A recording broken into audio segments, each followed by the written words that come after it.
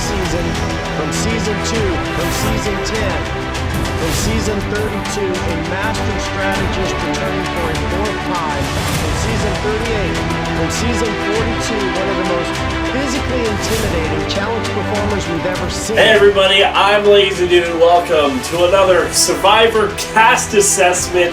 It's been my little tradition that I've had going on ever since Survivor Second Chance. When there's a returning player season, you know I gotta talk about it and just give my opinion on who was cast, should they have been cast, what are their skills going in, what's their history going in, who do they have history with. All that we're going to discuss about Survivor 50, a monumental season. So many things happening. This is the first time I've ever done one of these where two players we don't even know about. I'm sure if you dive in the spoilers in the Survivor 50, we have it spoiled for us. But you know what? I'm not going to look at them because it doesn't matter because I don't even know how they played. And that's only going to spoil things for me for Survivor 49. So I'm not going to do it. Maybe I'll do a quick little update video and tell you my feelings on them after 49 wraps up. This is also the first season we're going to have 24 people. More than 20. This is the first time that's ever happened on Survivor. I mean, add a couple more, there'll be a person leaving a day the way the seasons are now. Yeah, this is a monumental season. This is the season that's been building up to, and so let's go over the cast. Starting from the, just the order that, I'm pretty sure this is order from like, farthest away played to more recent played. Starting with Jenna Lewis. Jenna was on the first season of Survivor. She was also on Survivor All-Stars. And she came not too far her first season, but was just right at the end with Rob and Amber and came that close to winning the challenge. Actually, I don't know how close she was. Rob was probably winning that no matter what. Actually, she was the first one out. Now that I think about it, never mind. She was the first one out. She wasn't close at all. But yes, I put all of her ratings. I put them pretty low. Social 6, strategy 5. I have her social and strategy like they're mid. They're not bad. I have them high enough because she was the one that spearheaded the let's get these winners out and let's get these big players out. She was the one that started that, and it seemed to reverberate all throughout the Survivor season of All-Stars because no winner made it past the merge. So I'll give her that, but also I don't really credit her too much with her social play in that because she told the winners this. She told Ethan's on that, yeah, I don't think I'll take you that far in the game because, I don't think that you should be in it because you're a winner. She also just made strategic faux pas, like she didn't stick with Rupert when there was literally no reason not to. Like, Rupert and Jenna should have just voted together and still have gone to, like, I think it would have gone to a fire making at that point. They hadn't had that come up yet in Survivor history.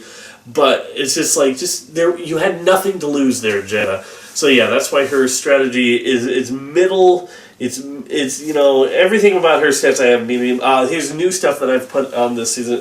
She was on the right side of the vote 80% of the time. I've calculated how many times she voted, how many times the person she voted went home. So she was on the right side of the vote 80% of the time. She did not win a single immunity. She did not make any final tribal council appearances. And idols or advantages are not applicable to her because the last time she played, they didn't even have immunity idols. So, yeah, it's not really applicable to her stats at all. I'm going to say that she's an interesting pick to put in the game. I'm going to say her target rating is low.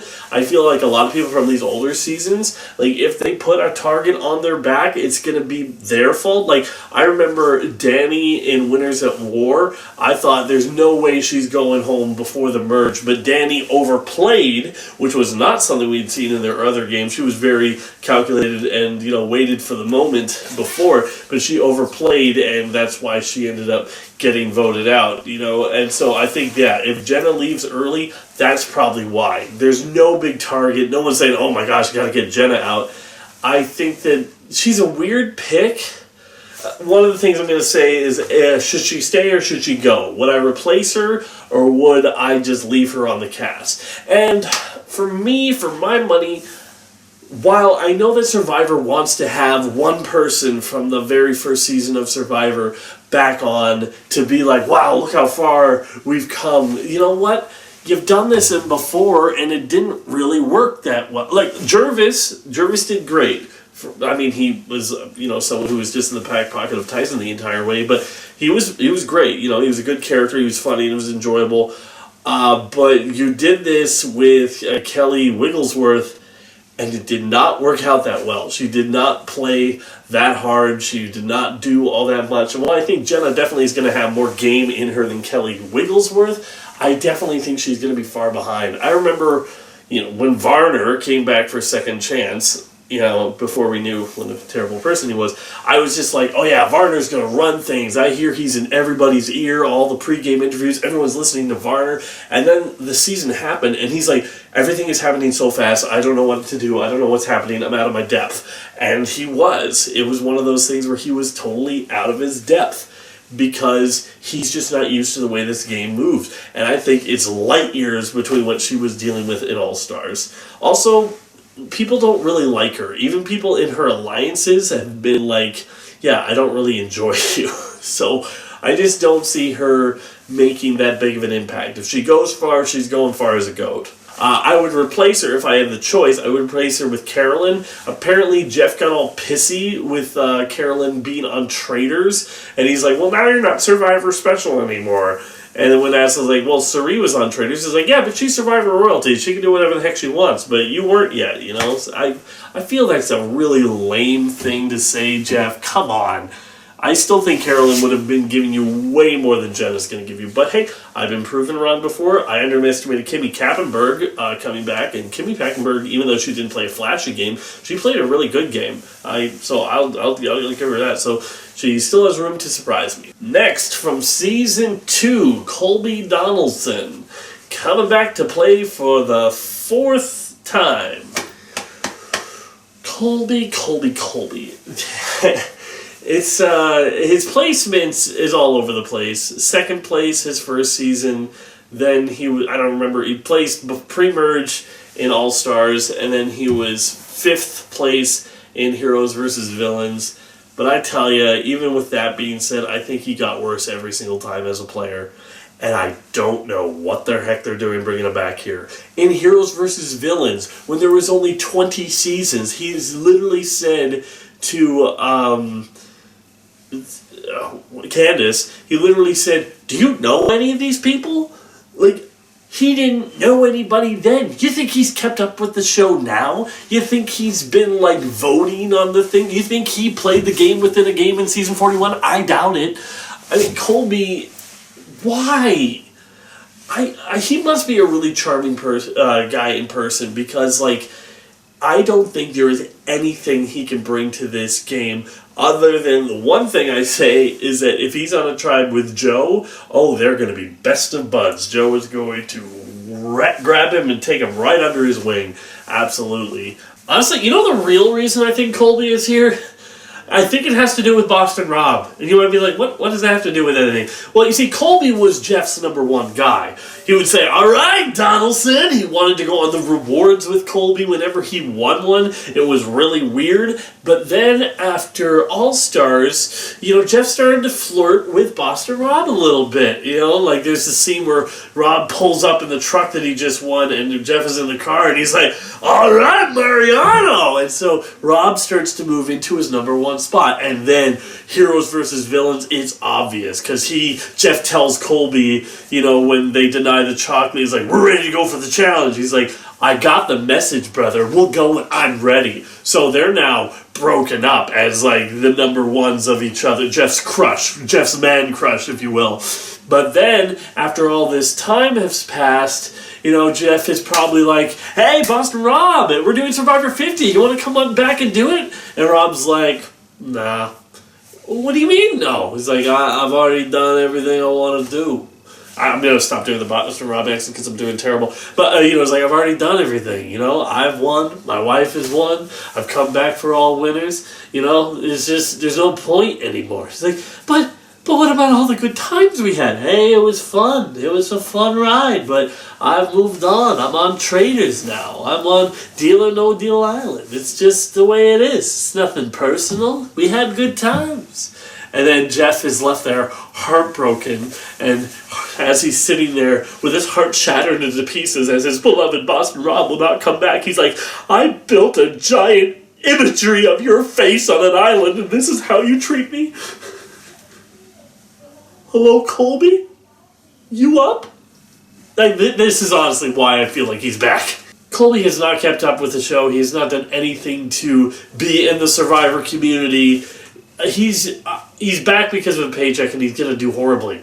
His social, I put high. Like, he was very likable, very charming, but he wasn't really using these relationships to do anything. And that was really only in the first one. He didn't have any strong connections in All Stars, and he didn't have any real, all of his allies got voted off in Heroes versus Villains, and then he was like, okay, well, now we're good in this strong 5 group of heroes, and then they all got voted off. And so it's like he never really made any connections that weren't right in front of him.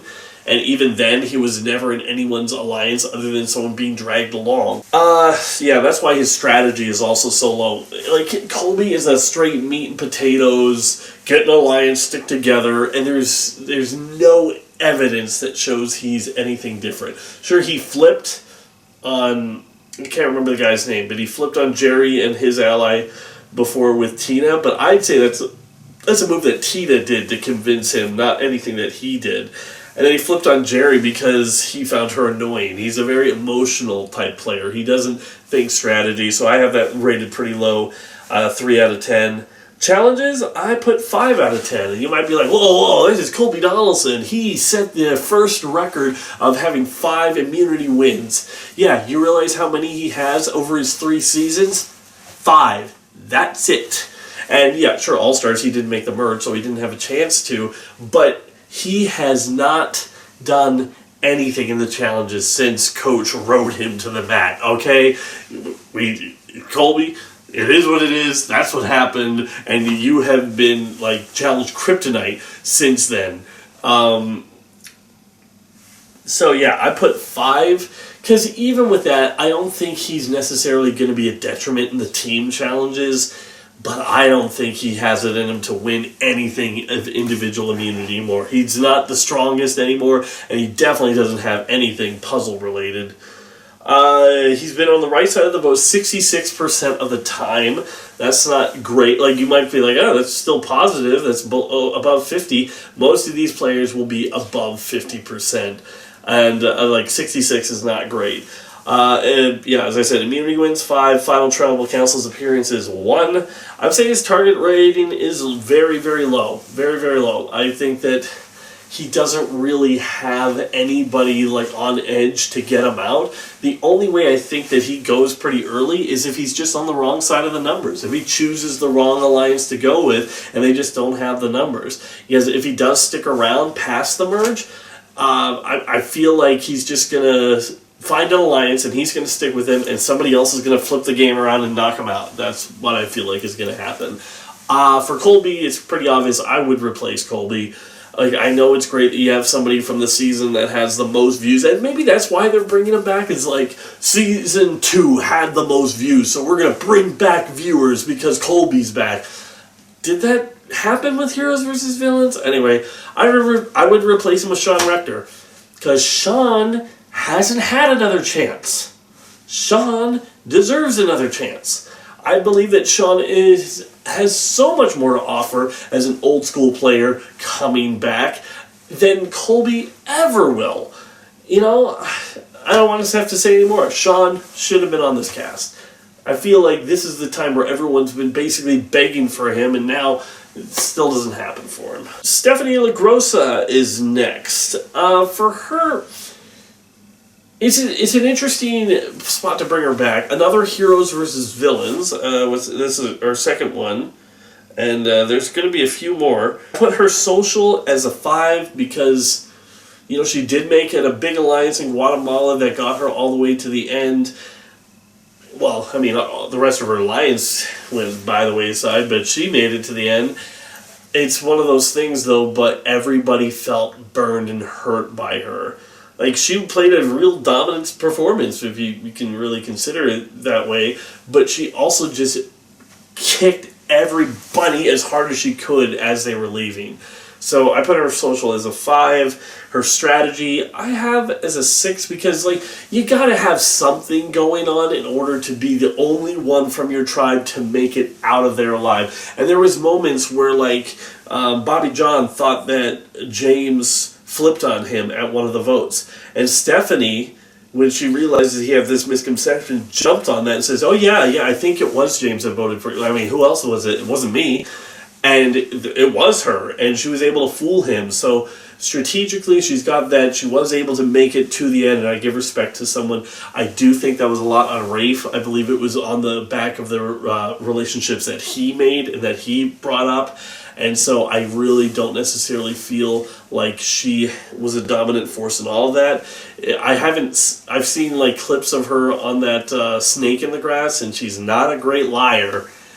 So there's that. I feel like she's just going to be a pawn for somebody. I feel like the days where we think that Stephanie LaGrossa, if she makes it to the end, she wins, I think those are long behind us. It'll be interesting to see her back, but honestly, I would have replaced her as well. I would replace her. But before I say who, I'll say the other side. She was on the right side of the vote 80% of the time, which shows that she knows who to vote out with and, to go with it for the most of the time. For immunity wins, she only has 1. And I think a lot of people view her as the strong heroine who came out and, was the last one standing. And it's a great story, but unfortunately, she just wasn't all that dominant in challenges. And that's just, that's just the way it crumbles. She made it to the finals once. She has a medium target rating. And the reason I put medium is because I feel like she's going to put her target on herself. I feel like Stephanie is one of those people that just can't help but say something. When she wants something or when she feels slighted, she doesn't keep it to herself not to burn those bridges. She is lighting those fires and dropping those matches on the gasoline. That's what she does. That's who she is. So I feel like when she comes into the game, she's not going to be able to chill out and go under the radar like someone who I think like Jenna Lewis will. I feel like she's definitely going to have I don't think it's like high. I don't think people are gunning for her out of the gate, but I feel like she just might piss off the wrong people, and I don't think she's making the merge. I would replace her with Sydney Gallion from Survivor Ko Wrong. There is some heated discussion whether she actually wants to come back. I thought for sure I saw a tweet or something from her that said that she's just waiting for Survivor to make the call, and they never have. I feel like Sydney is unfortunately one of these people that got lost by the wayside, especially because almost everyone else from Ko Wrong came back for Game Changers, and then she's just been forgotten about. I think she is a dominant physical force, a dominant strategic force, is just somebody who I would love to see play again. And you know what? I just think she has more to offer a second go-around than Stephanie would, personally. But I feel like they're bringing out these people, some of these people, just because they're just like, hey, like Jenna Lewis for, hey, it's the first season back. Colby for, hey, remember the big popular season? And Stephanie for, hey, remember that story of the one person who survived their tribe? I feel like those are the reasons they're being brought back. Next, Cirie Fields, the greatest player to never win. Is she going to relinquish that title this time? Is Cirie going to win for once, or are we just going to keep getting hurt? We're going to keep getting hurt. Cirie has reached legendary status. It's the reason Boston Rob didn't want to be on this season. She's reached the too big status. She's too big to win. And I think that she can do a lot of good maneuvering. She can build alliances. She can do all of the great strategy. But when it comes down to it, Cirie can't win immunities. And without going on a deep immunity run, there's no way that anyone's going to let Cirie get far enough to win. Like, the only way is if she does some sort of meat shield thing where she keeps somebody who is an even bigger target. But who is a bigger legend on this cast than Cirie? You don't have Sandra here. You don't have Tony here. You don't have Boston Rob here. I feel like she's the number one legend, and so I just don't think it's going to work out for her in the end. But let's go over her stats. Social, 10 out of 10. One of the best social players to ever, if not the best. She was like the weakest person on her starting tribe, and she got everyone to vote off the strongest person on her tribe. If that's not an amazing social player on her first day on Survivor, then I don't know who is. Strategy-wise, 10 out of 10. I'm giving it... There's only one time her strategy has failed her, and that's when she misread the note from Sarah in Game Changers, when she almost pulled off the amazing move of using her steal a vote to steal Sarah's vote to save Sarah. That's like the only... She didn't read the instructions that it could not be transferred to another player. And because of that, that's her only like really misstep in the game. Strategically wise, she's always perfect. Her plans are impeccable. Everything... And whenever she goes out in the game, it's a weird circumstances that happens. Fire making challenge in her very first season. The next season, it was a final 2 only because enough people got medevac that they had to make it a final 2. She would have made it into the final 3 otherwise. The next time, Heroes vs. Villains, she went up against Tom. He had an immunity idol, got JT to flip on the split vote, so they had enough to knock her out. Game Changers, Idol Geddon, or the immunity trait, whatever it was just everybody else had immunity. And I don't mean that's like, oh, almost everybody. Literally everybody. She did not get a single vote, but there was nobody else to vote for because everybody else had immunity. If she gets voted off normally this time, it will be considered a win for Cirie, okay? I mean, that's just the way it goes. I have challenges 4 out of 10 because while she's never been like a detriment in the team challenges, she's never won an immunity challenge. And because of that, she's a 4. She's been on the right side of the vote 75% of the time. Only a few blips here and there was she on the wrong side.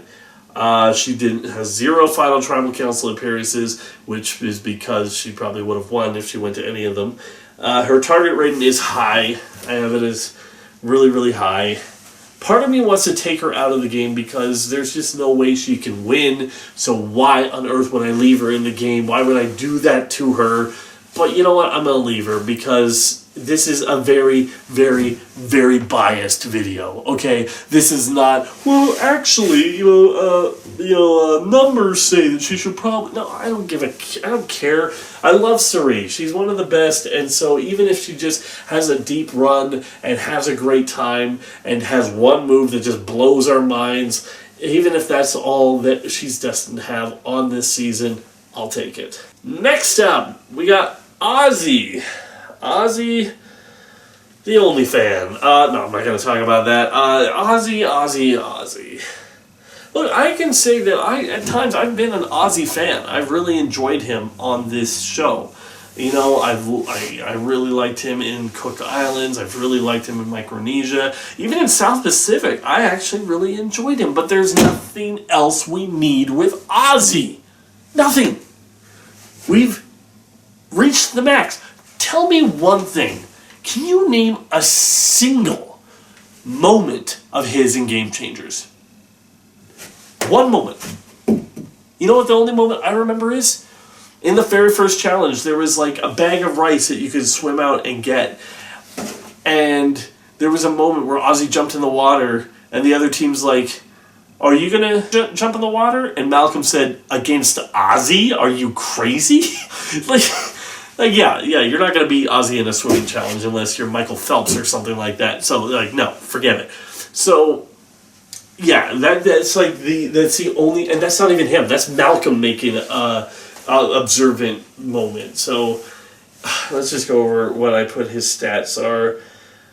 Social, 5 out of 10. He has made alliances and made good groups that have stuck with him through thick and thin. So I don't think he's a pretty, as I say, similar to Colby, like a meat and potatoes, where he just wants to ride his alliance all the way to the end, and he gets pissy when like the people who are like, oh, if I take Ozzy to the end, I'll beat him, so I'll vote him out. Well, why would you do that? Anyway, he gets pissy when he gets voted out. So I'm putting Social as a 5 because he still gets along with most people. Strategy, 3. I'm putting it as a 3 because like he's not necessarily a crazy person out there, but he has not had a good strategic idea in his life. And you might be like, hey, what about that time where he voted himself out so he could go into Redemption Island and come back into the game? And how did that work out? Oh, you mean he went in there instead of Cochran, the guy who didn't trust him one bit? He went in there and knocked out the person who hated Coach's guts with every fiber of his being? That plan? You know, the woman who would never have flipped with Coach, and he instead kept the person who instantly flipped with Coach, who was telling the lie, and Coach said, I don't believe you, and he instantly folded.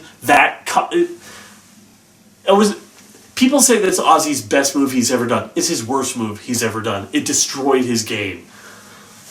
Okay, maybe I was going to say making the stick idol maybe the worst, but then I thought, well, no, Jason believed it, so, it can't be that bad.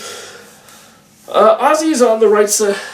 I put challenges 10 out of 10. Even though I don't believe Ozzy is there anymore. Like, they literally did the Ozzy challenge where they were up against a pole last time and he lost to Ty, I believe.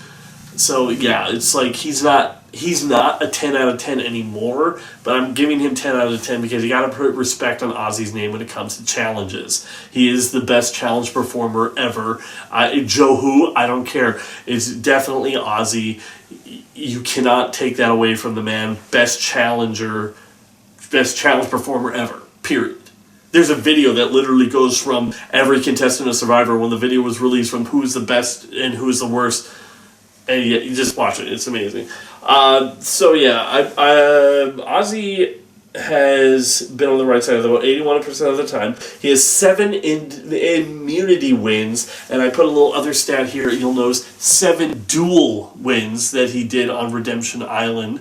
I'm putting that there because that's just also impressive that he did 7 different individual challenges, even though they were against one person, but still came out on top, and they weren't all physical. Some of them were puzzles, and he still came out on top. He's been to the final tribal council one time before, lost to Yule, the superior strategic foe in my mind. He's had 2 idols in his history, one in Micronesia and one in South Pacific. His target rating, I'm going to say it's low. At least at the start, it's going to be low. I think unless he's just on the wrong side of the numbers, there's no reason to get rid of Ozzy till after the merge. Because he's not going to plot to take over, to like flip with another tribe. He's going to be loyal to whatever tribe he starts on. He's not going to do anything conniving. His plan is just to win challenges and make it all the way to the end, which is not going to happen. But that's his plan, and unless he's really evolved as a person over the years, which I highly doubt, I just don't see it. I would replace Ozzy. I would replace him with either Jay or Malcolm. Part of me just wants to say Malcolm because I love Malcolm, but Malcolm is in a bit of a spot where he might not be able to win anymore either, Like, that just might be the case for Malcolm. Jay, I'm assuming Jay probably has the thing where he's like, well, he went on the challenge, so he's not a Survivor-only player anymore. I don't care. I would prefer to have Jay. He's a much more fun personality, much more strategic. Even though Jay, had his own swing and a miss moments, I still feel like Jay has a lot more to bring than Ozzy. So, there you go. Next up, it's the other returning player on South Pacific, Coach. Coach is a really interesting player. And I swear to you that I did not rate everything as a 666 as like a Mark of the Beast reference, considering his overt Christianity, if you want. Like, look, I'm a Christian myself, but what he did in South Pacific, that made me feel all the icks. Anyway, Coach, he's a player that is a complete wackadoodle, but he's not terrible at the game either. But the stuff that he's good at, like, has also stuff that is bad at that contradicts it. It's like, okay, like I have his social as a 6, and I think that's because he always finds his way into the main alliance at one point or another. Think about it. Tim Mira, he was in the main alliance, and then they swapped and they had the Warrior Alliance. Now, he doesn't stay in control of these alliances necessarily, but he was in the main alliance for a while. Then Heroes vs. Villains, he was in the big numbers with Rob, and then everything switched up, and he was with Russell. He got knocked out by Russell because Sandra did an amazing play and got him out.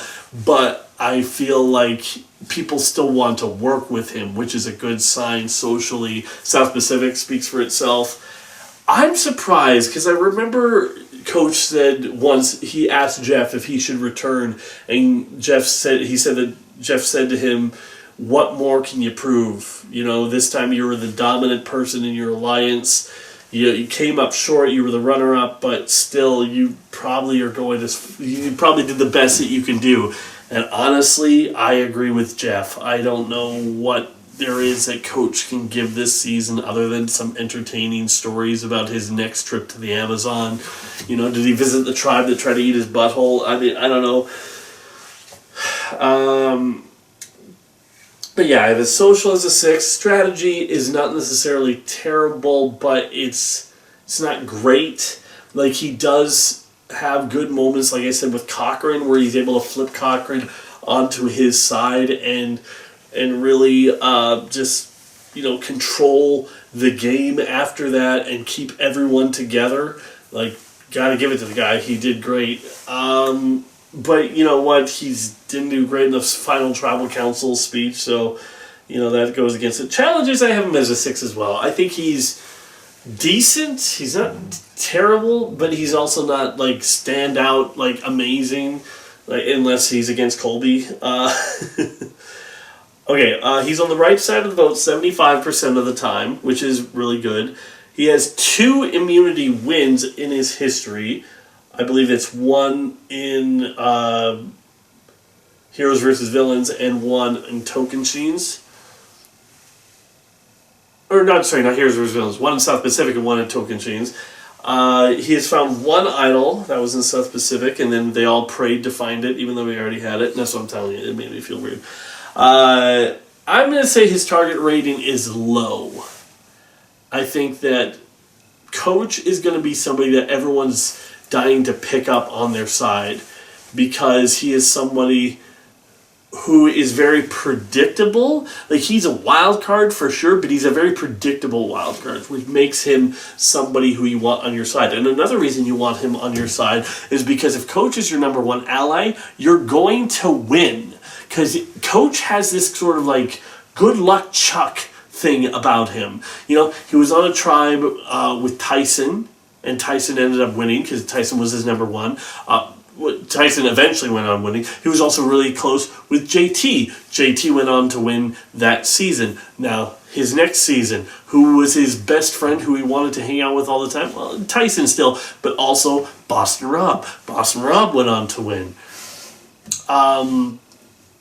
Then South Pacific, one of his closest allies was Sophie. Sophie went on to win that season. And he also became really close with Cochran. Cochran went on to win another season. It's one of those things where like everybody he closely allies with, not everybody, but the ones that return, find a way to win. So I'm just saying, for those Survivor players, take it, make him your number 1 ally, because that is going to be something fun. And I will say, even though I said I would replace Ozzy, it is going to be kind of fun to see Ozzy and Coach on the same season again. Because the first time they played, they didn't have any connection at all. They had never played together. But now going into another returning season, they do have that connection. And I'm going to say that's pretty cool.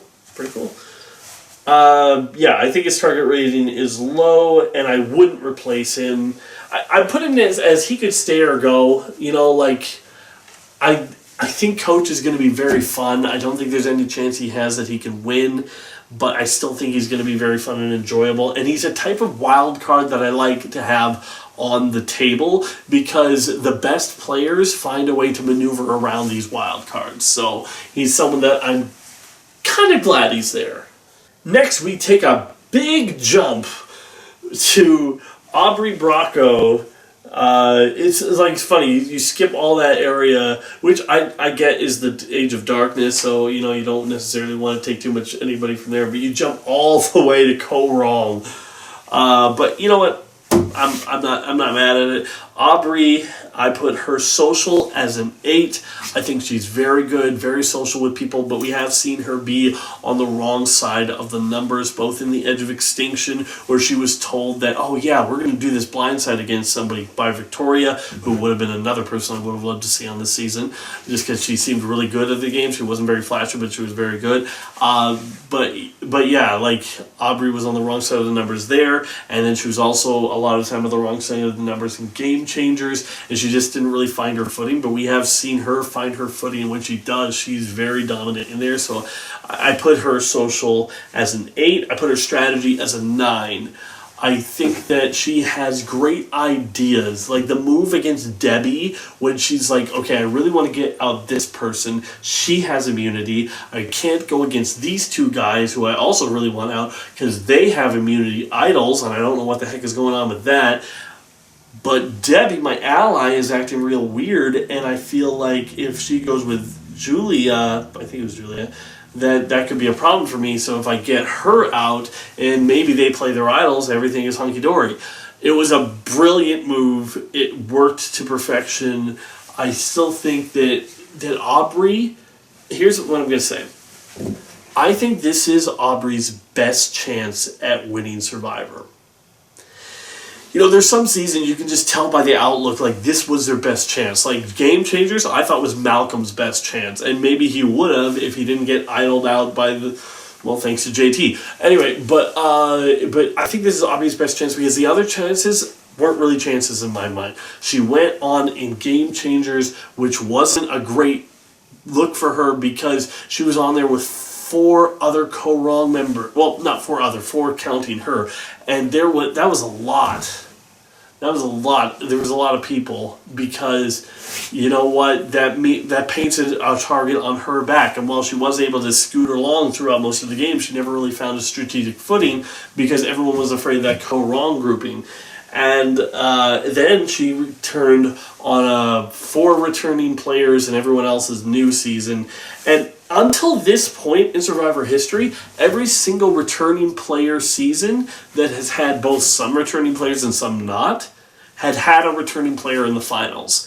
Sometimes they won, sometimes they didn't, but every single one of them had a returning players in the finals. The problem was, it had been a while since Survivor did this, and every single Survivor fan knew that fact, probably, and so they all voted off the returning players, and so she never had a chance there. Never had a chance. So I would say that this is her best chance because, like Tony in his time in Game Changers, he has now had the chance. He had the chance to go under the radar and be a little forgotten about. Nobody is looking at Aubrey that closely right now. They're looking at the new players and the legends. That's who they're looking at. Who's the new meat on the table, and can I trust them? Can they take me far? And who are the legends that I need to get out eventually? I don't think Aubrey has reached legendary status. And I think that this is her chance. If she wants to make a good chance to win it, this is her time. So yeah, I put Aubrey. Challenges I had her at a 5. She was never a detriment, but she never really excelled in them either. She was on the right side of the vote 60% of the time. She has 2 immunity wins. Maybe I should bump up whatever, it's fine. Final Tribal Council appearances 1. Idols or advantages 2. She unfortunately got voted out with one of those. Her target rating I'm going to put as a medium. Because she isn't going to necessarily be forgotten about, but I don't think people are going to be gunning for her right out the gate. Hey, you know what? Even if you have a high target rating, doesn't mean you can't overcome it. Tony had a high target rating, and he's still found a way to win. Next up is Chrissy Hoffback from Heroes vs. Healers vs. Hustlers. I'm a little disappointed that she's the one from HHH that made her way back, because I'm a huge Devin fan, and I think that he is one of the best players to not win this game, and so I would have loved to have seen him on here. Also, Dominic should have had another chance, right? Dominic Abate? Oh my gosh. But anyway, Chrissy, I don't want to diminish her. She is a very good player. I have her social as an 8. I have it pretty high. I think that she made real good connections with everybody. I don't think it's perfect, just because she did have some moments where, like, when they were trying to bluff, like, Ben into thinking that they had the idol, like, the way she handled it, I felt was, like, very in your face, like, it was just, like, not really all that mature. But I think that for the most part, she's very good with her relationships and picking who to make an alliance with and when to cut them. Devin outplayed her and Ryan completely, and then when the target shifted to Ben, she was able to find a way to get back in his alliance, and they found a way to take back control of the game. So she's one of those players that she may be down, but she's never out. Strategy, I have her as a 7. I think that there's not necessarily anything that she's done that is mind-blowing, but the fact that she was able to lure Ryan to her side and get Ryan to vote off people that were closer to him, it shows that she's able to pitch a good strategy and implement it very well. Challenges, I have her as an 8, because I believe she's tied the record for women in immunities runs. And so that's very, very impressive. Even though it's been 10 years, I gotta give her the respect that I believe she is owed. Chrissy is interesting. She has been on the right side of the vote 45% of the time, which I will tell you is only lower. There is only one person lower. One person. And you'll be shocked who it is. But that person, I think, has extenuating circumstances, where Chrissy, I don't believe, does. Like, maybe there's a split vote here and there that she was on the wrong side of. There are some people that I remember their seasons more than others, so, that is something that I don't necessarily take into the consideration. But she has 4 immunity wins. She has 1 final tribal council appearance.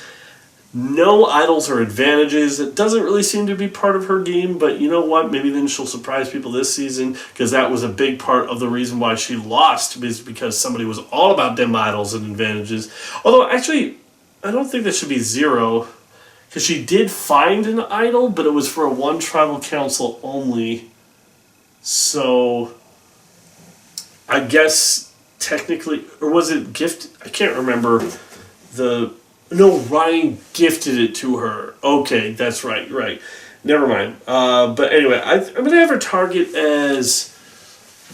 I have it as medium, but I think it's like mid-low. Like, I don't think you forget about Christy, but I don't think you're necessarily gunning for her out the gate. Which, then again, I've been saying that about a lot of people, and you got to gun for somebody. So it could just be one of those things where it's like a consensus vote. But I think that... I don't feel like everyone's going to be going after her.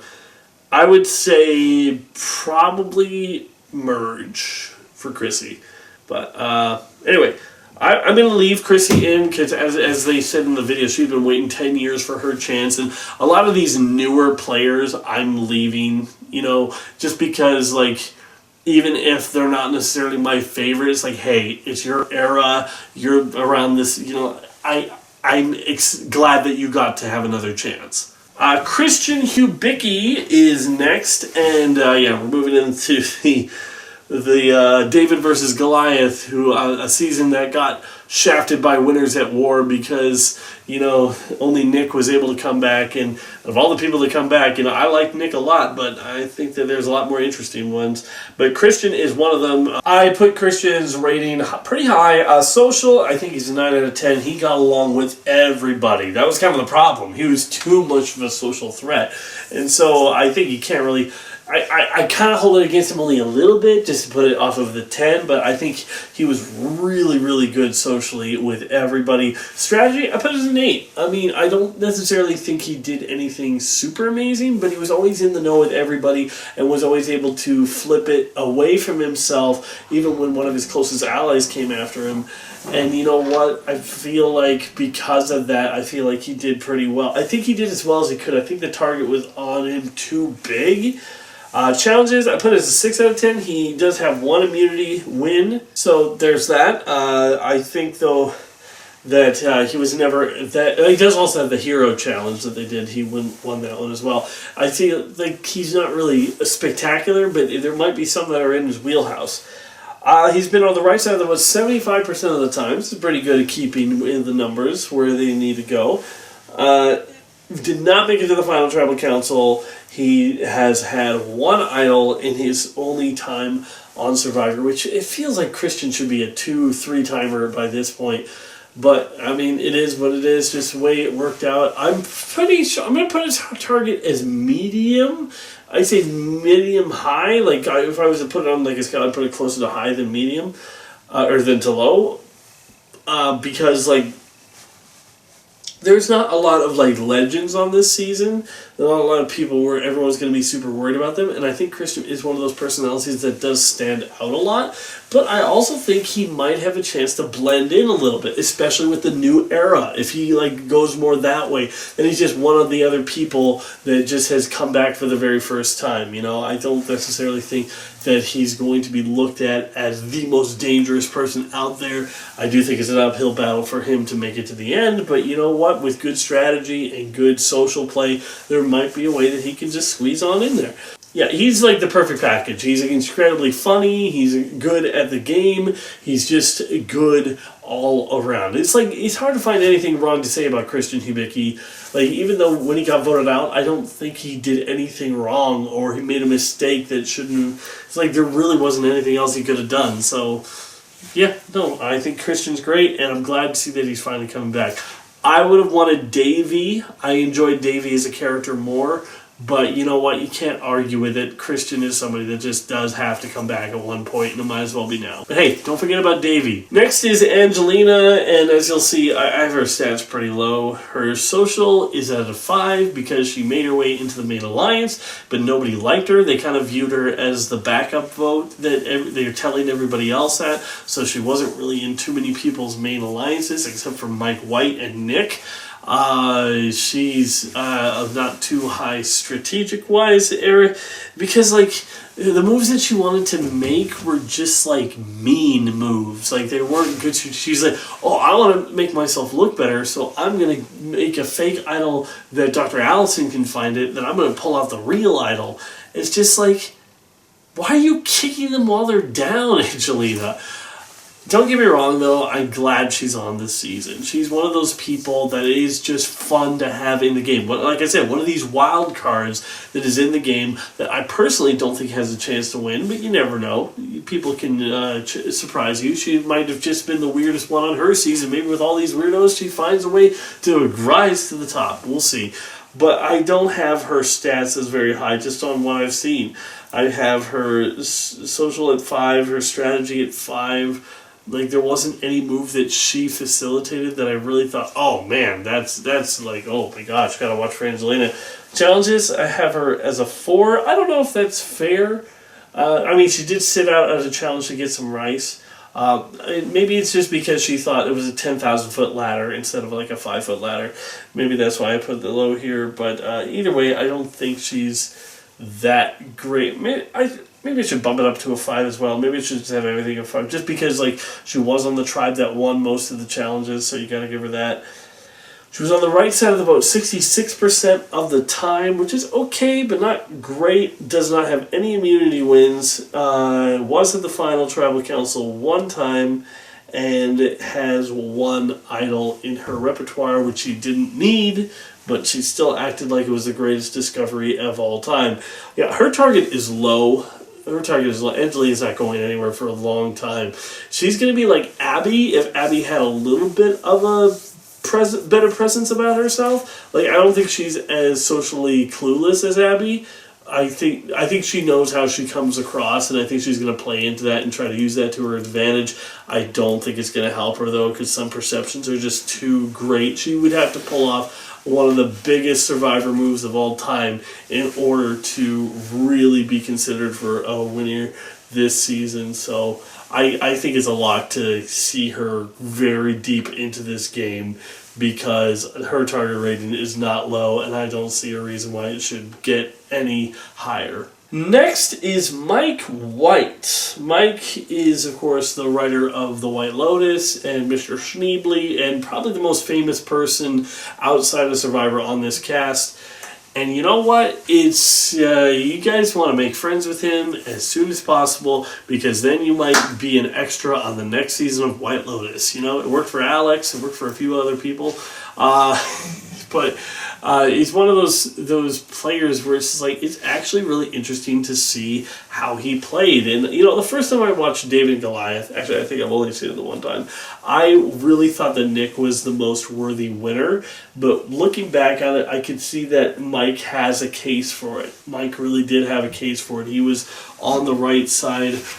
Well, not every time. Let me just quickly check his stats. 75% of the time. So that's pretty good, all things considered. His strategy was very good. He always knew who he wanted to move against and why, and always did with efficiency. He got the numbers on his side quite steadily. His final tribal council group was one David and one Goliath, and so I think that's a pretty interesting grouping. And he got Davids to vote for him as well. He never found an idol or an advantage. I don't necessarily think this because he didn't look. I just think, you know, other people found it first. I think Angelina was more like a dog after a bone sort of thing. Didn't mean to call her a dog. I'm sorry, that's not great. Anyway, Mike White, I don't know where I'm going to say his target rating is a medium, just because, like, I feel like now his game has gotten more respect. Like, if he went, like, right after David versus Goliath, I think he could make another really deep run. But I feel like people know his game now, but I don't necessarily think he's going to be gunned from the get-go. So I'm going to put his as a medium high. I think that he has a chance to make another really deep run as well, but I don't think it's going to be as easy for him as it would have been if he went like right after David versus Goliath originally aired. I think he's a very fun personality, and I think he's the only person that Jeff Probst has ever listened to in terms of ideas for the show. I mean, like, oh my gosh, we could have had 4 more seasons of Edge of Extinction. Thank you, Mike White.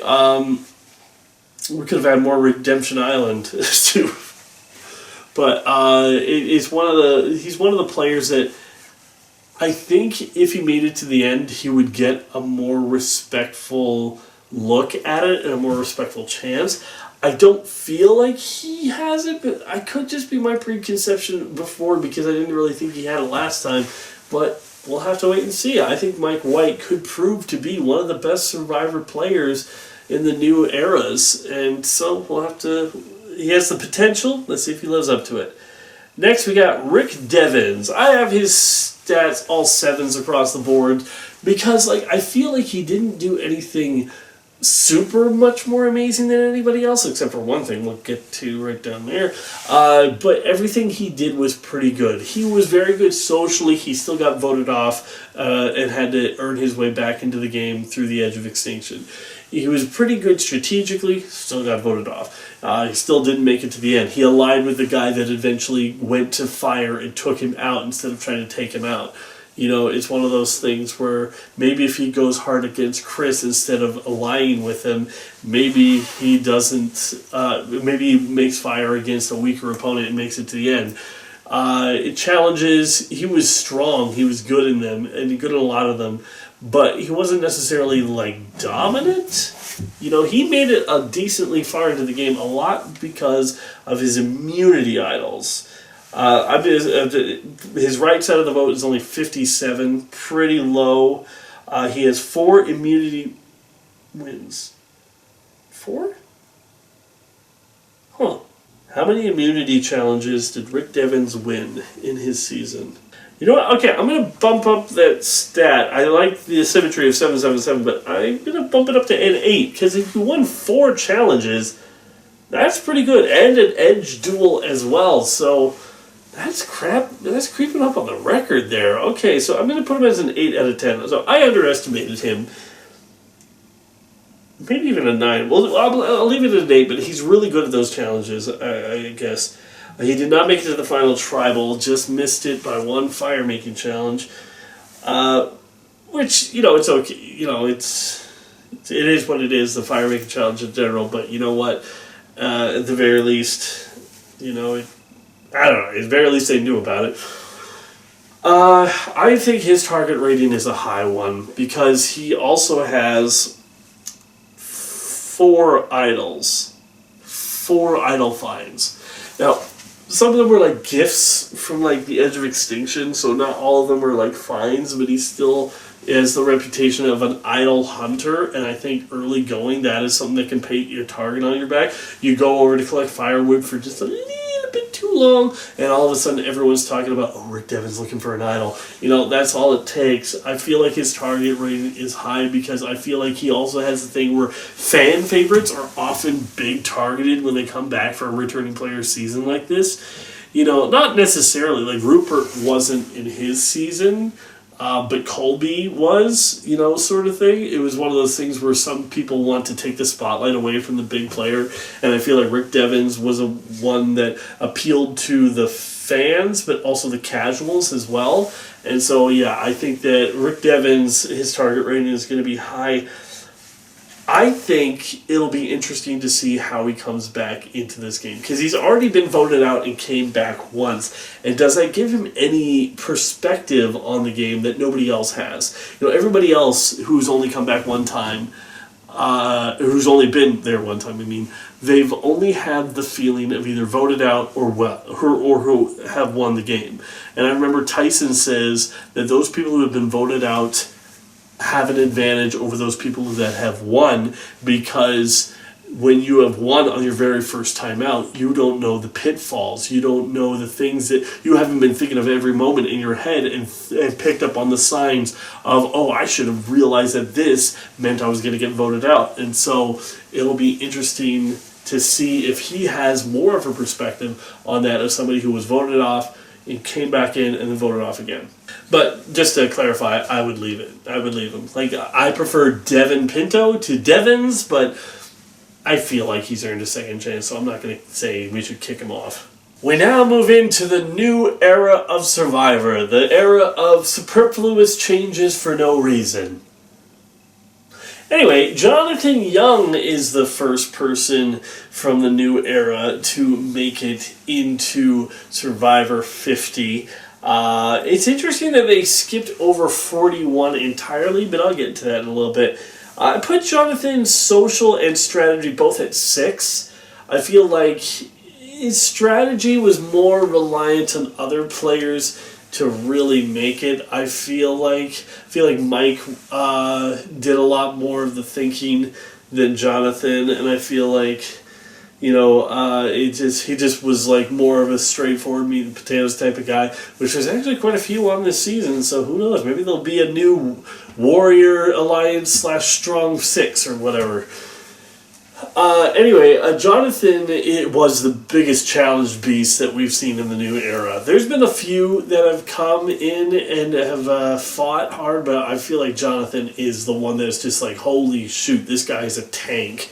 So I put his challenges, I was like, let's not mess around, it's 10 out of 10. Like, I would put like Ozzy in his prime against him easily in any Survivor challenge. I would say Ozzy. I would pick Ozzy in his prime. But Jonathan is this new era of challenge beast where he's big. He's not the slender, strong guy. He is big. And it'll be interesting to see him play, because I feel like he will his ideal strategy is to be somebody's meat shield. Have somebody be like, hey, I want to take you as my meat shield. And he'd be like, absolutely, take me as far as you can, and maybe you take me a little bit too far, and bada boom, bada bing, I'm in the end. I just don't know if that type of game can win anymore. Like, we just saw Joe make it to the end, one challenge away from the record, playing a dominant old school game, and he didn't win. So, I don't know if a new era is going to respect that. You're going to have some moves on top of the challenges. And whenever he tried to make a move, he just alienated those around him. Like, was it... Lindsay was his number one ally for a time, but the more he worked with her, the more she just didn't like him and wanted to vote him off. He was on the right side of the vote most of the time. Now, these ones, a lot of them are going to be a lot higher because they've only been in one season, and usually they did quite well. There's one, still more to come, that is a very low number, and I'm telling you, it's surprising who it belongs to. I put an asterisk over the 87% because one of them was a split vote that he was clearly on the right side of. He just voted for the person who didn't go home. So there's that. Immunity wins. He has 2, which I think doesn't reflect how dominant he was in the team challenges. So that's why I'm still leaving his challenge prowess at 10, even though someone like Rick Devens has more wins than him. I would still say, as a challenger in general, he's more dominant. He has 0 Final Tribal Council's appearances, 0 idols. I think his target rating is pretty low. I think he's one of these people that you want to keep around in the early game because they're not going to be scheming. They're not going to be trying to flip stuff. He's just going to be someone who's going to be, let's go team, and he's going to help you win these challenges, and that's somebody you want to keep around. So, yeah, I think Jonathan, he's going to be here for the long haul.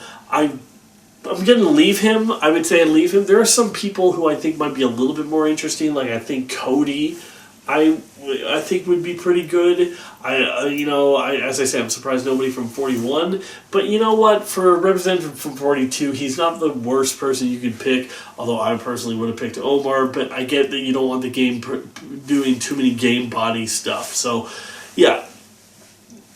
Jonathan, it's a good pick. I'd leave him in. Next, we have D. With the lowest voting percentage out of anybody on this season. Let me say it again.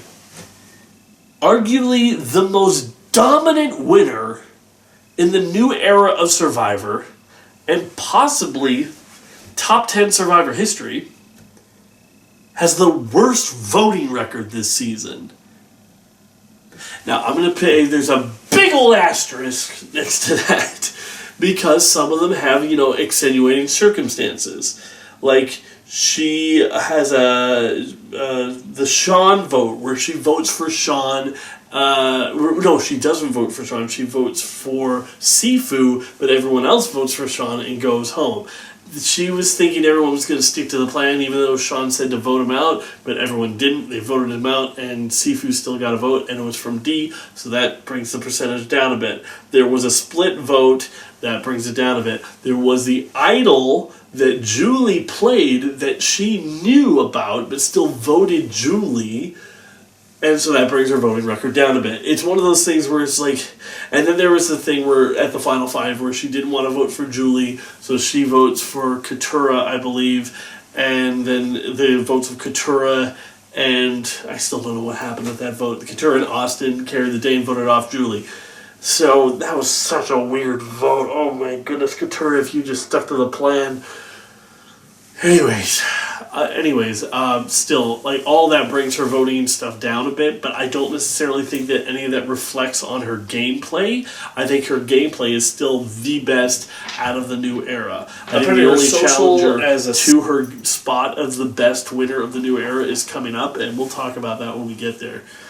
She has 3 immunity wins, 1 Final Tribal Council appearance, which she won. There's only 1 out of 2 winners on this season, so that'll be interesting. Her target rating, she never had an idol or advantage, which is actually quite impressive that she was able to be as dominant as she was without any of those. And I'm going to say her target rating is high.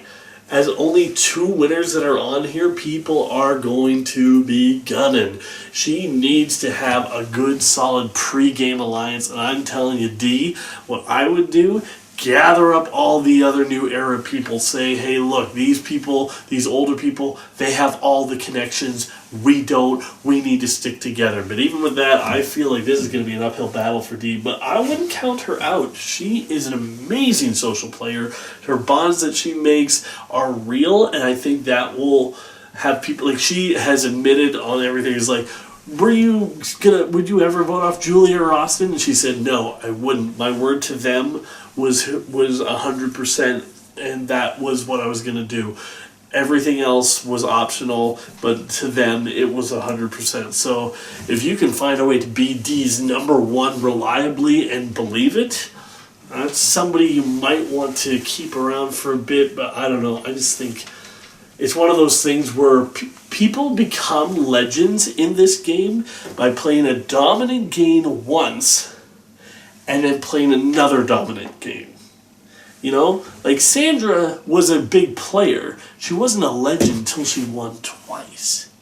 You know? Parvati, her first time, she was fun and everything. She didn't really have that dominant game. Then she won Micronesia and came in second in Heroes vs. Villains, and now she's one of the greatest of all time. You know, you have to have 2 dominant games. So do you want Dee to become the next legend? I don't know. That's something I personally wouldn't risk. But as I say, if anyone can do it, she is just so good at making those relationships with people that I wouldn't count her out completely. I wouldn't. But still, her target rating is high, but I'm so glad she's here. She's one of my... Like, honestly, I was not on the D train. That sounds weird. I wasn't, like, all about her till the move she made with Julie. Then I was like, absolutely, she's one of the best.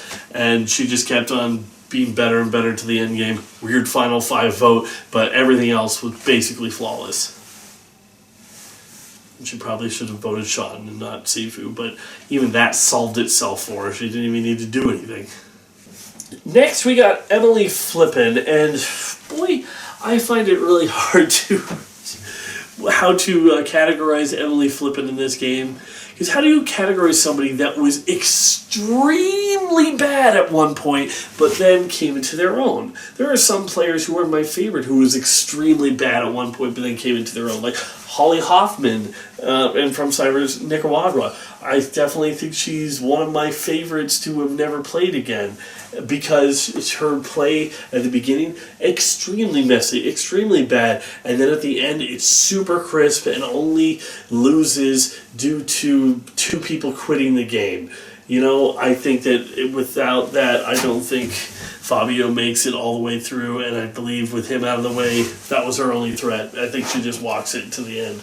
But anyway, I should be talking about Emily Flippin. Emily is one of these players that, like, I don't know what to make. She did make social bonds, and not just with one person, not just with Caleb. She made bonds with the 2 guys on the Red Tribe, as well with Austin and Bastille, or Drew, whichever one she was talking to that day. She was one of those people that had a little bit of an ego. You know, she... You know, made a lot. She like didn't want Sabaya to get one over on her, so she flipped to Caleb. But then again, Caleb did make the relationship with her as well, so you gotta count it there. But it's one of those things where she kind of just never accumulated any power in the game. She had one move that she did, which was the Bruce move, and then bragged to everybody that she did. But by doing that move, she almost ensured that the Red Tribe was just going to dominate the rest of the season, even when they came after one of their own, because it was just like, of course. But I feel like Emily is another one of these wild cards that you just have to maneuver your way through. I could see Emily getting voted off very early in this show. I could see her being just like, oh my gosh, we got to get her out of here. She's driving me crazy. I could also see her getting all the way to the end. I have no idea where the ceiling ends with Emily Flippin. Her stats, let's just take a look at them. Social, I put as a 6 because she did eventually make bonds, but it wasn't enough to save her. She was idled out, so I think she would have just probably been taken to the end, though, as a GOAT. Strategy, I'm going to put as a 6 as well. there wasn't any move that she did. Like, okay, it's a two-edged sword, the Bruce move, because on the one hand, the fact that she was able to get him to trust her enough to not play an idol, and I think he had an idol. Anyway, trust him enough to not play a shot in the dark, and to think that everything of this plan was moving forward was great. That was great execution of that plan. It was the wrong plan to do. Plain and simple. It wasn't the move you were pretending to do should have been the move you were doing. But it shows that she does have skill, and so as long as she has the right plans moving forward, it does show that she will have the ability to pull them off. So anyway, right side of the vote, 75% of the time, has 1 immunity win, has 0 final tribal council appearances, 0 idols and advantages to her name. I'm going to say her target rating is a medium. I feel like if she's able to do what she did after she recovered and just fly under the radar and make those connections with people, I think she'll be okay. But I also think there's a part of me that thinks that people could just be like, she's a wild card. We can't trust her. Let's just get her out of here. She's not that strong in challenges, so why not? Next is Q.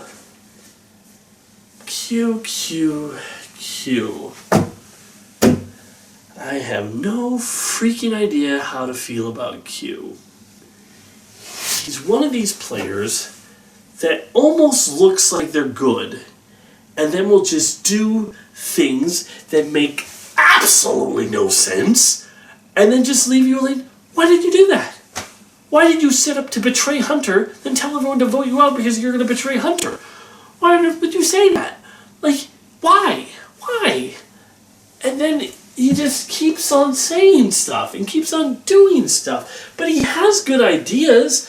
Like, honestly, he almost took out the winner of this season and probably would have if it wasn't for the fact that Banu was so terrible. I loved his idea of saying, I want to take the player who's a liability farther into the game rather than people who are actually good at the game, because I want those people to trust me, and I feel like they will stick with me when the time comes. And I believe he was right. I believe Banu, if they weren't on a losing tribe that kept on losing, I believe he would have stuck with Q through thick and thin no matter what. I mean, maybe he would have just gone wherever the wind blew him as well. That's also a possibility. But I believe, like, what his idea was. I believe that was a good one. But Banu was just so terrible at the game that he just had to cut him. So he has good ideas here and there. And he's a very fun, entertaining personality. And for some reason, I just can't wait for him and Coach to interact with each other. I feel like it's going to be chaos, hilarity incarnate. It's just going to be amazing.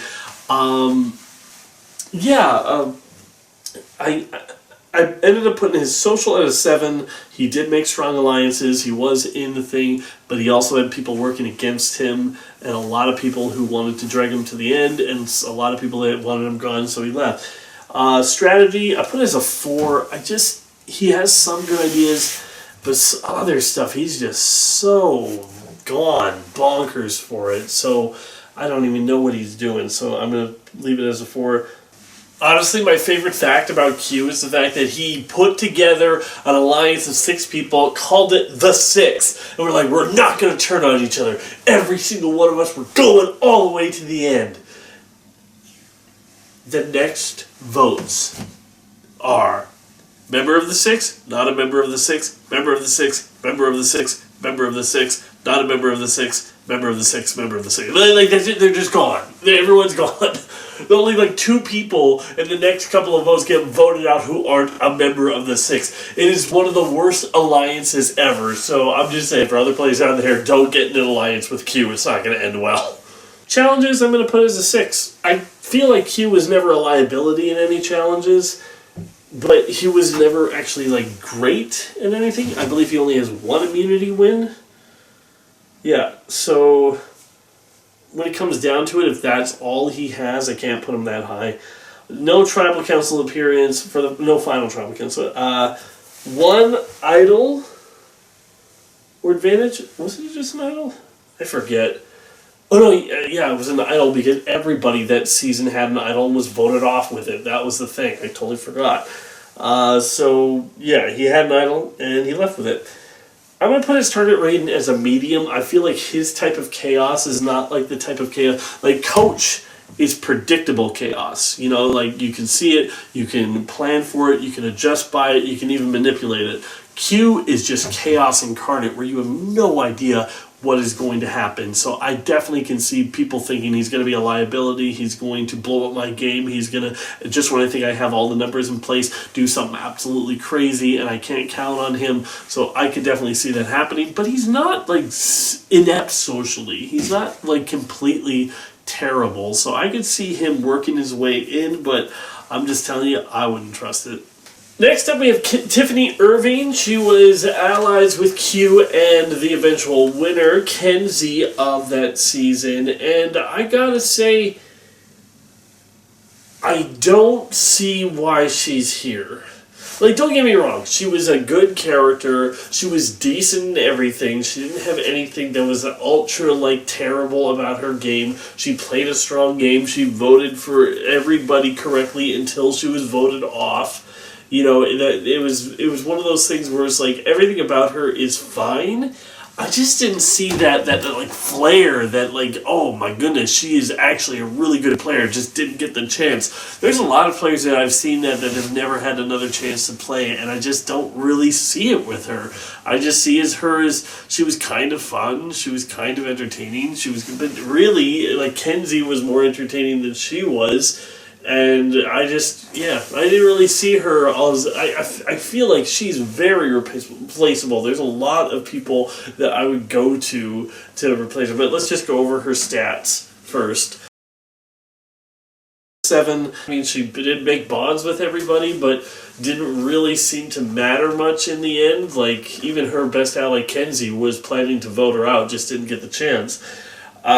Strategy, a 6. I don't really think she had too much going on with it. Like, she was in the 6, but we never saw her make her own little thing or anything. And then she said, hey, maybe we should get Maria on sometime, and instantly her ally Q flipped on her. It was just like, I mean, maybe you should have read that Q was all about the 6, but he wasn't. He had just voted off Tim. You know, it's like, anyway, I think she's here because her relationship with Q got so tense by the end of it, and so I think they just want her here more. But I don't think you should ever cast somebody because of how they reacted to another player. This is how we got Francesca back, and it didn't end well for Francesca, and I bet you if you tell her, do you wish you never came back, I bet she would have said yes. But, yeah, she doesn't have any immunity wins. She doesn't have any Final Tribal Council appearances. She has one idol that she had and held on for a little bit too long, but I don't really fault her for that. Everybody did that season. I don't even think a single idol got played that season.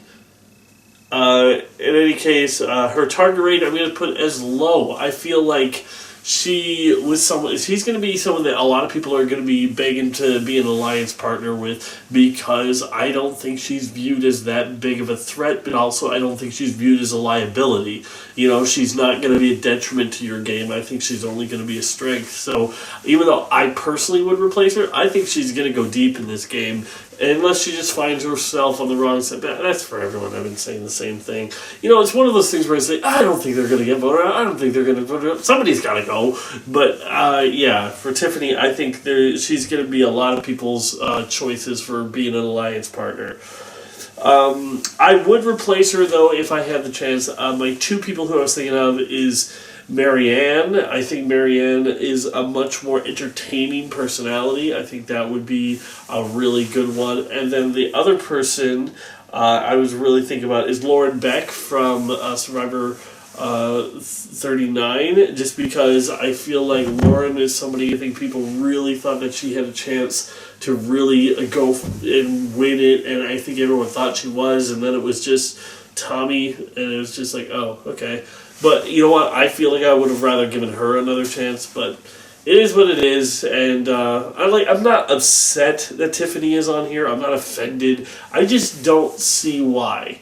It's a personal pick that I'm just like, I don't see it. But hey, she could Wentworth this, and you know, someone who we didn't think had that much going in could turn the whole game around. And honestly, I wouldn't be that surprised.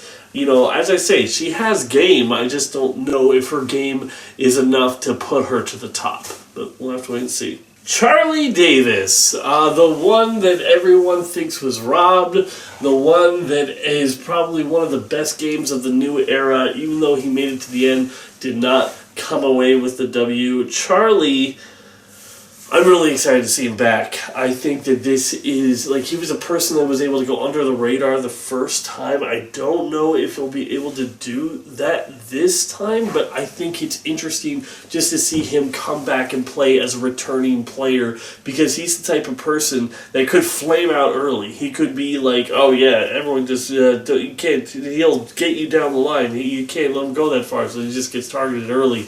But I can also see a world where Charlie goes all the way. I could see it. I could see everyone's focusing on the legends and the older people from the seasons, and he just allows himself to squirm his way right back into that, like, don't worry about me spot, and he just makes his way all the way to the end. I mean, it's all about managing your threat level, and Charlie did his good enough the first season he played that he got himself all the way to the end. So I don't think the question remains whether he can do it again. I feel like he's like, like how Christian was too charming to the point where everyone just said, well, we can't take him to the end. Charlie is very good at right at the point where he's good enough to make social bonds with everybody, but he's not seen as too charming as if he can never be beaten. And I don't know how he does coming into this, and whether people think, well, maybe he was overhyped because he did lose in the end, or if people are just like, he's one to watch. I personally think he's one to watch, but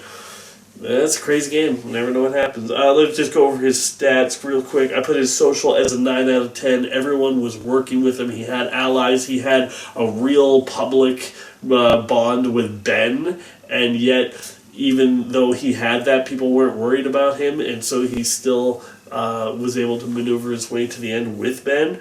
I put his strategy as a 10 out of 10.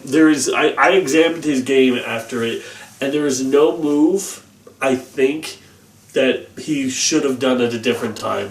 Every single move he did, I think he did at the right moment, at the right time, and honestly, I think he's just someone who I think he's going to be really, really good, and I think he's going to be very, very observant of the alliances. Challenges, I had him at a 7. He was good. He was, maybe a bit better than just good, but he wasn't amazing. He was on the right side of the vote 88% of the time. He has 2 immunity wins, 1 Final Travel Council appearance, did not find any idols or advantages. I wonder if he's going to try to see if he can amp up his game and find that this time.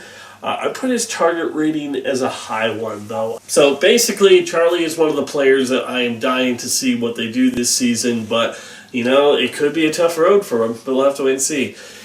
Next is Genevieve. Genevieve, let me tell you something. It's weird that the person I'm looking forward to the most, and the one I am the happiest to see, is on one of the newer seasons. I mean, like before it's been Yule's on, or it's been, like certain like older people who I didn't think was ever going to make it.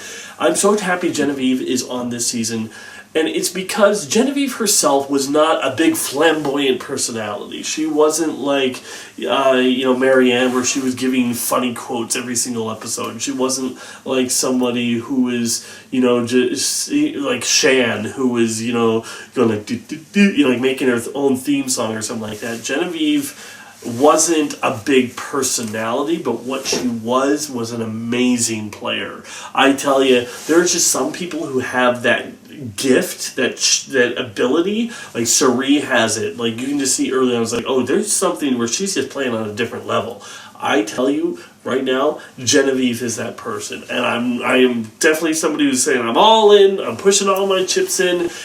And maybe I'm cashing them in too early of the wrong person, who knows, but I don't think so. I think Genevieve has a gift for this game, and I think that she's going to do amazingly well. Now, I have the target rating on her pretty high, because you know what? When it comes down to it, I think people did see what she was able to do, what she was able to pull off, but that doesn't mean she's gone. She just needs sometimes you just need some time, because when you first get out there on the island, people see you and they see your performance on TV and they antiquate it together like, oh, this is that person and they did this and they did that and I need to get at them. But after a week, then you're just that person. You're just a person that you've gotten to know, and the game that they've played in the previous season fades to the background in your head because you're not worried about that anymore. You're just getting to know them as a person. So I think she needs to be in a tribe that wins, doesn't go to tribal council a lot, and I think she will be in for the long haul. And I'm just going to say it right now, Genevieve is my winner pick. I should also say that Charlie is my male winner pick. I usually do a male-female. I'm putting Charlie as my male winner pick and Genevieve as my female winner pick. You might be like, dude, you're going all in on the new era. I know, it is what it is, but that's how I am picking it. They might not be great picks, but we'll have to wait and see how it all turns out.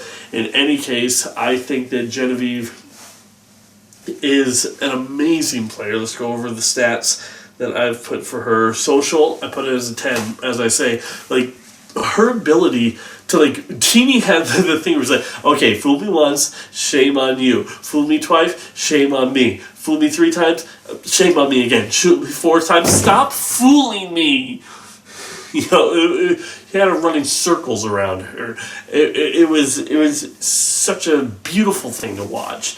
I think that, like, so social, yeah, 10 out of 10. Strategy, 10 out of 10.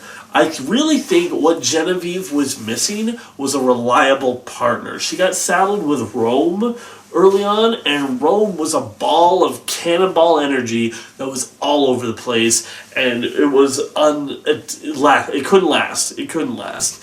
It's just, it wasn't meant to be. And I think that's, once she got Rome out and once she got, what was Saul? Yeah, once she got Saul, there was nobody else that was in her corner, and she didn't have, and like eventually it was Sam, but even Sam eventually turned on her and revealed that her fake idol wasn't real, and you know what? That was good on him. It was a really good move by him, but it was she was in a place where she didn't have anyone's back up. You know, she was really good at manipulating people and moving them forward, but she didn't have a reliable number 2. And I feel like she has plenty of people to pick from this season to be that reliable number 2 for her. There's plenty of crazy people out here as well, but I think she will have her pick of the litter, and I think that she's going to go all the way. Challenges, I put as a 7 out of 10. She was on the right side of the vote 87% of the time, which I think that usually means that she was on the right side of the vote until she was voted out, but that might not be 100% correct. I don't know if she voted off Rome or Rome just got voted off, but I think she's basically on the right side of the vote the majority of the time. Has 2 immunity wins. Didn't make it to the final tribal council, did not have an idol, which makes what she did pretty impressive with just 2 immunity wins. And I'm going to say her target rating is high, but you know what? I believe in her. So go, Genevieve, go. Bring it home for Canada. And now we're into the most recent seasons of players that are now on this season, and they're all familiar. You shouldn't forget any of them. Next is Camilla. Camilla was one of my winner picks going into that season. I had Camilla, and then I had Joe. So this was one of the times where it's just like 2 of my winner picks made it to the end, at least to the finale. But neither one of them was able to win it, but you know what? Rightfully so in my mind, but I'll get to that. Camilla was somebody who played from the bottom in a beautiful way. I've always said like my dream alliance would be someone who is at the bottom and then I'd be at the top, and then we can tell each other what the plans are of all the players. We can know everything that's happening at all times. In my mind, it was so we could flip back and forth. Oh, this person would take over control and I'd be on the outs, and then I'd gather the numbers and vote, and then that person would be on the outs, but we'd never actually gun for each other. Of course, that's all fantasy in my head. The way they did it, I think it was better in Kyle's favor, but he was in the better position. In any case, I think that Camilla being able to maneuver her way through these alliances and being, you know, solid with somebody who they're only talking like 10 minutes a day to each other, you know what? That's pretty dang good. I think that her and Kyle as a duo was one of the best Survivor duos ever. I know Joe and Eva said that they were, and I don't think that they're wrong, that they were a really big, great Survivor duo as well, but I think, Camilla and Kyle were the better ones. What Camilla needs is that killer instinct, because I'm going to say it, she should have gotten Kyle out sooner.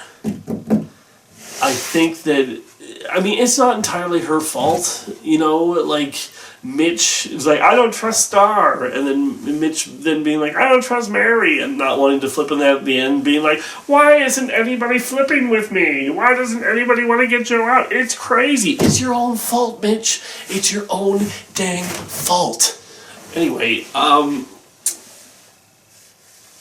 it's one of those things where, I think she needs to be able to be like, hey, it doesn't matter if you're my ally or anything, I might have to get you out. And she did say that to Kyle, but why did you say that to Kyle? And I know you want to be honest and everything, but I don't think it's going to work out for you this time.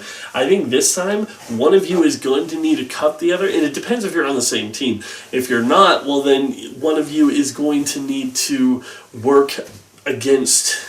It's like when one of you goes, the other one will have some breathing room.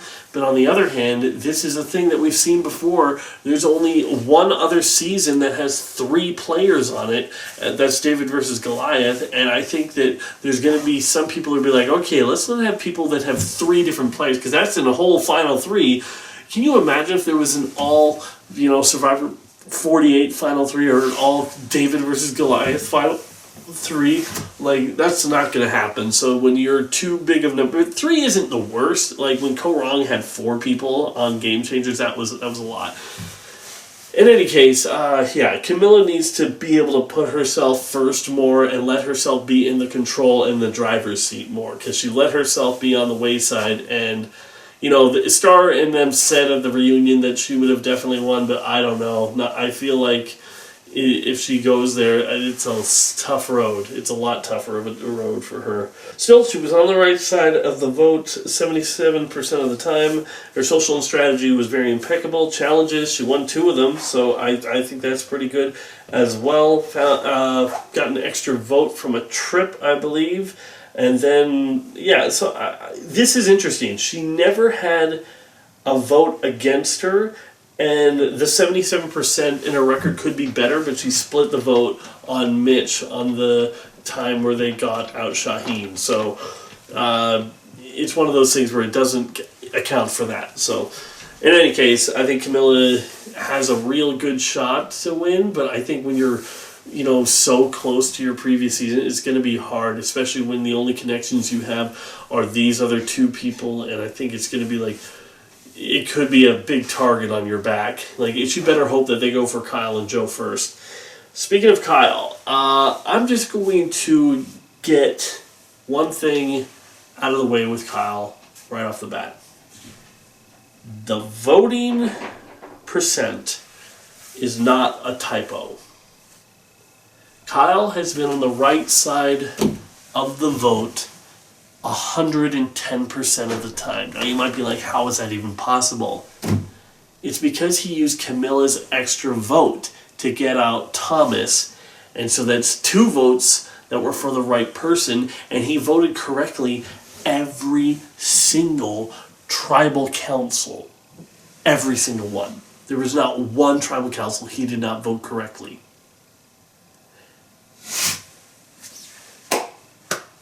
Gotta hand it to the guy. That is not easy, especially in the modern game. Every single one? Jeez. It's impressive, when I read that stat, I'm like, man, compare that to D's, and is Kyle better than D? We'll have to wait and see. I think D played a more dynamic game, where Kyle was more wait, do a little thing here now, and then just, walk it to the end. So I think her gameplay was more impressive, personally. But I have his stats all very high. His social, 9 out of 10. He made great bonds with everybody, and nobody wanted to flip on him. He basically had Camilla as a mole for him, and then she almost basically threw her game away for him, almost to a point. So yeah, social, very very high strategy. I also have it high. We were all saying, why are you not voting off Joe? Why are you not voting off Joe?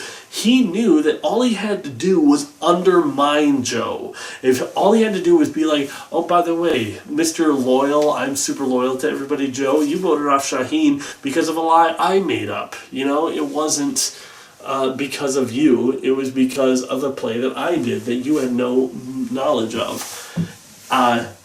So... great. Absolutely amazing. Challenges I have him pretty high, too. I have him as an 8. I think just because he's he's a bigger guy, so I think I have him higher because of that. He went to the Final Tribal Council once, and he won. He had one idol that he played perfectly. Boy, is he going to have a high target on him going into this season. Because I feel like with Camilla, Joe, and Kyle right there, if you have a chance to take out one of them, you're taking out Kyle. I feel like he's much more... Joe is a predictable player. We'll get to him. Camilla is somebody who is a little bit a lot more conniving and everything. But you know what? It's not as big of a threat as Kyle is, at least at this point in history. So, yeah, I think that this is one to watch, and it'll be interesting. I'm really interested to see Kyle versus D. How do they do it? Are they like, hey, we're the only 2 winners here, we gotta lie together? Are they like, hey, let's go head-to-head and see who's the better winner of the new era? I don't know. It's gonna be definitely entertaining to figure out. Our last person that we're looking at is Joe. Joe... He's such an interesting player because he played an old school game, and that is not something that I thought was possible anymore. I thought, absolutely not, you can't play an old school game. The game moves too fast. He found a way to slow it down to his level, and whenever there was a moment where it was had an opportunity to vote him out, he found a way out of it. It was like one of those things that was like, is this like Boston Rob dominance? The only thing is he lacked that killer instinct, just like Camilla, where he was like Boston Rob would not have gone to the end with anybody who was a threat to him. If Boston Rob was in Joe's position, he would have taken out Kyle. He would have probably gone to the end with Mitch and Star. Or Mary, he would have picked up the stragglers and he would have taken them. He would not have gone to the end with anybody who was going to get another vote or 2 against him. And so I think he needs that, but I don't think that's his game. I honestly don't. I think his target rating is not going to be...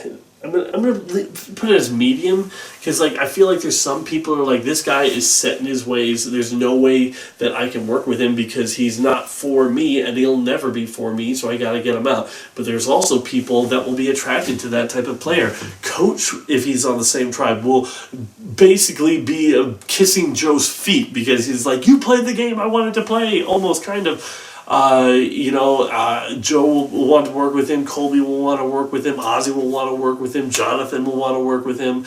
That is a lot of players that I think would be lined up around the block to work with him. But is it enough? There's 24 people on this season, and that means that there's a lot more people with their guns out ready to fire. So yeah, social, I have him as an 8 because he got out of everything that came his way. Strategy, I put as a 5. It is basic, sort of keep your alliance together, and he only turns on his alliance when he thought that they were turning a bit himself, or that when he thought that they were paranoid or something. There was never, this is good for my game. It's, they burned the alliance, or they're working against, or they're trying to do something else, So... but I put challenges as a 9 out of 10. This close to the... Well, you know what? Actually, no, I'm changing that to a 10 out of 10. If I gave Jonathan a 10 out of 10 for how dominant he was, he only won 2 challenges in the immunity one. Joe almost broke the record, okay? So I'm going to give him a 10 out of 10 as well. I think it's only fair. I don't know where Joe goes here. either he's going to be a loyal soldier and, you know, be the figurehead of whatever tribe he's on, and then gets blindsided, because I don't think he's in the I said this looking back, that Joe should thank his lucky stars that Kyle idled out Thomas, because I tell you, and that Bianca didn't make it, because I tell you, if Thomas and Bianca made that merge, Joe is going to get a hefty blindside coming his way. Absolutely he was. So yeah, he was on the right side of the boat 88% of the time, had 4 immunity wins, 1 final tribal council appearance, no idols or advantages. I'm just saying his target rating is medium, as I said, just because I feel like it could go either way. Either everyone wants him as their alliance partner, or everyone just is like, well, if you're not with me, then you're against me. And that's it. There's still the 2 people that we don't know yet, but there's nothing to talk about yet, so even if I did know who they were, I don't know anything about them. So it's just going to be a weird season. I think there is going to be a lot just to adjust to having 24 players in the cast. Like, that changes so much stuff that we don't even know yet. You know, we'll just have to adjust with it as the players do. I think that, you know, there's a lot of connections in here. Sari has a lot, like, she played with Ozzy, she played with Aubrey, she played with Colby. You know, there was a lot of people that have been on this season, of the heroes versus villains era, and then game changers that have played with each other. But there's also a lot of people that haven't played with each other. So yeah, it's going to be a fun season. You know, I don't see that this season can go game changers-esque. I feel like the only fear is that all the bros get together and bro down again, and we have a repeat of 48. Which, don't get me wrong, I didn't hate 48. Whenever you get a season with a really satisfying winner and a really strong game, it's a good season in my mind. At least enjoyable enough for me. It's not one of my favorites for sure, but you know, it's good to see the players play, and that's what I'm looking forward to. I think one interesting stat that I noticed is that out of all the returning players that we know of, 12 of them are finalists. Either they won or they made it to the end. I wonder, you know, if that's just like not something they even looked at, but just happened to, you know, make it that way. I mean, it's not too crazy that, you know, the people who make it all the way to the end are the characters that you get to learn about the most, so it's just not that crazy. But I want to know, who are you looking forward to seeing play? Let me know in the comments below. Who are you rooting for? Who are your winner picks? Who do you think is going to flame out spectacularly? Who would you have chosen? Whatever you want to say, let me know by going to the comments. And yeah, it's time to outwit, outplay, and outlast. Let's see who does it.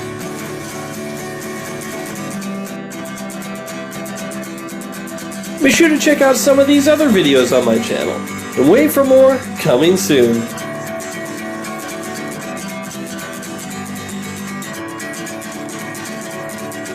But you know what? I believe in her. So go, Genevieve, go. Bring it home for Canada.